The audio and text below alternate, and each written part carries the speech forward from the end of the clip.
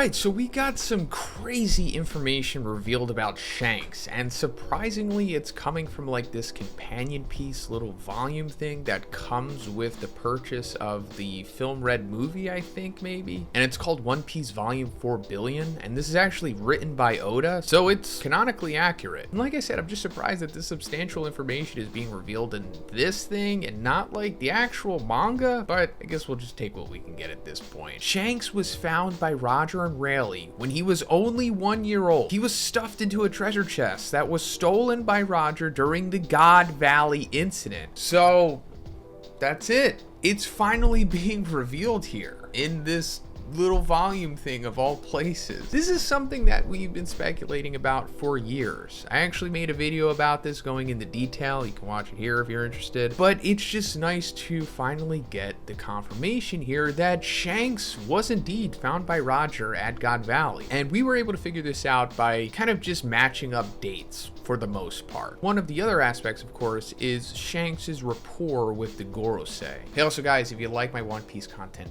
please subscribe if you haven't already. It's fine if you don't want to, but if you just need a reminder, here you go. Thanks. And since we know that the God Valley incident revolved around Roger and Garp teaming up to basically like defend the Celestial Dragons against rocks, we assume that, oh, well, if you put all this together, it probably means that Shanks is a Celestial Dragon. But Film Red actually might give us a little more information as to why Shanks could be a Celestial Dragon, because from the official novel of it, Yuta is said to have the blood lineage of the Figureland family. Shanks is considered her father, so it can safely be said that the five elders, the Gorosei, think both Shanks and Yuta belong to Figureland. They ask, do we have to kill her even though she is Figureland related? So I'm not really sure what this entirely means, of course, but it seems like Figureland might be the Celestial Dragon family that Shanks came from, possibly. And considering what the Gorosei is saying here. So, at least in my opinion, this is all but confirming that Shanks is a Celestial Dragon. And this is going to be so satisfying once it's fully revealed. I mean, I doubt Luffy will really care. But I also think this is going to reveal why Shanks and Blackbeard just ultimately hate each other since, you know, the get-go.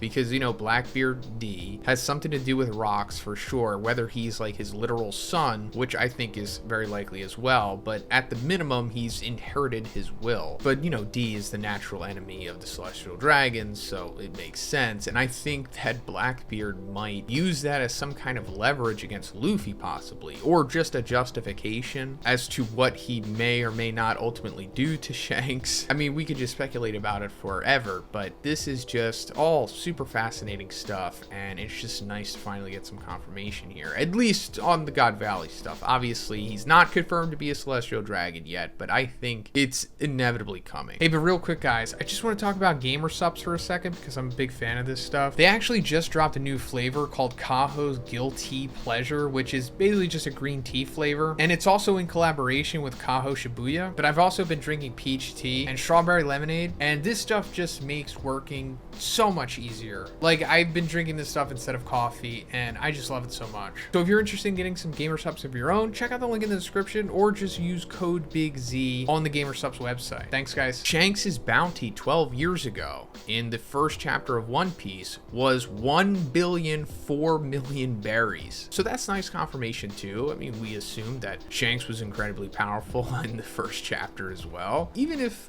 he did lose his arm to the Sea King, things were different then, and I think I read somewhere that Oda was kind of pressured by his editors or something into having Shanks losing an arm so that the stakes would be raised or something. I could be wrong about that, but I think it's true. But regardless, you know, obviously the entire story wasn't fully fleshed out at that point, especially not, you know, scoping out the entire nuanced power system over 10 years in advance. Shanks is known as the killer of observation hockey. He can kill or control one's own breath, and he doesn't let his opponents see future sights. So that's pretty amazing right there. I don't know if this literally means he can like make you suffocate just via his hockey power, but I think that would make sense if he could, because if you can just knock somebody out with it, I guess you could control other aspects of them too. If you have such a masterful control over it, such as Shanks is implied to have here, the fact that he could just shut down future sight is pretty amazing too, because You know, obviously Future Sight is a big aspect of fighting at the highest level in One Piece, and if you just have the ability to shut that down, you have such a substantial advantage over your opponent. And I just think this is so cool. Like how advanced and nuanced like the application and control of Conqueror's Haki can become, or just Haki in general. And it's also possible that Shanks became this adept at using Haki because he doesn't have a devil fruit and he doesn't have to necessarily worry about working on that power or how it may or may not conflict with whatever else he's doing.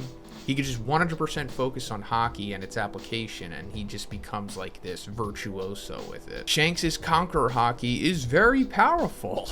Shanks uses his fiery or burning sword against his enemies. So yeah, we knew this, of course, but his fiery or burning sword, maybe we necessarily didn't. And I've talked about this in many videos, but when we see Shanks fight in the video games, he kind of just uses like the Conqueror Haki lightning as like a tangible attack. It's kind of like the main foundation of his fighting style, and I think this could be hinting towards that. Or he just literally ignites his sword on fire, kind of like how King does, you know, although we know that he's a Lunarian. Or it could be something similar to Sanji, although it's kind of implied that it has something to do with what either Judge did or that thing that his mom drank, or a combination of the both, or I don't know, it'll be revealed eventually. Oda says that Shanks has his own plans for the new era. Okay, so that's kind of big, especially because we hardly know what Shanks's motives are. He's super secretive and mysterious, and just the fact that he has his own plans for the new era means that he, you know, does want to get the One Piece, of course, as it was revealed recently in the manga. And I think this could be a good way for him to be like a big antagonist to Luffy. I mean, yeah, at this point they're pretty much friends, but you know, Luffy did say that he would defeat Shanks on Punk Hazard, and I'm pretty sure Shanks isn't going to just let Luffy have the One Piece or become the Pirate King. Like, Shanks probably wants it for himself, I assume. And this more or less kind of confirms that. And I think that is going to be like a nice way for them to have conflict. I don't know, like if they ultimately wind up meeting on Laugh Tale or whatever, Shanks would be like, Luffy, I have my own plan and it's the right way and this is the way that things should be. So you're just going to have to accept it or I'm going to have to defeat you. You know, something like that. And also the eventual reveal of him possibly being a celestial dragon may play into that. But yeah, that's pretty much it for the video today, guys. Let me know what you think about Shanks and this reveal and his abilities in the comments. And if you liked the video, please give it a like and please subscribe if you haven't already.